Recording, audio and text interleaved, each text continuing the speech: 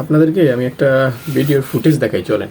আশা করছি যারা গতকালকের ম্যাচটা দেখেছেন এমন কেউ নেই যে এই জিনিসটা ফলো করেননি। তারপরও আমি আরেকবার দেখাচ্ছি।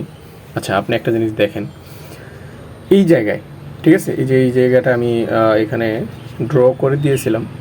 দেখেন, ড্র বলতে আমি এঁকে দিয়েছি। এইখানে অন্য কোনো প্লেয়ার যদি হইতো, সে এই প্লেয়ারটাকে পাস করতো। এই প্লেয়ারটাকে যদি সে পাস করে তাহলে ও কিন্তু গোলটা দিয়ে দিতে পারে। সে কী করলো, সে নিজের মতো করে শট করছে।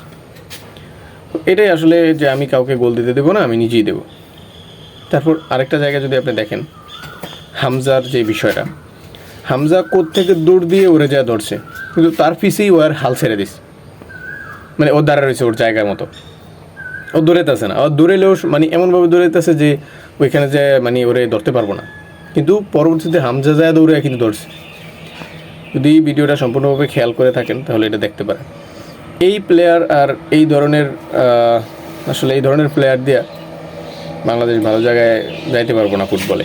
হামজা আসছে, কয়দিন থাকবো, তারপর মানে চলে যাওয়া ছাড়া আসলে কোনো উপায় নেই। কারণ আপনি যাই বলেন, মানে আমরা এটাতে বিডিআর বা উল্লা বলা হয়, ওদের চাকে তো আর মধু থাকতে পারে না। মধুর চাকেই মধু থাকবে, এটাই স্বাভাবিক।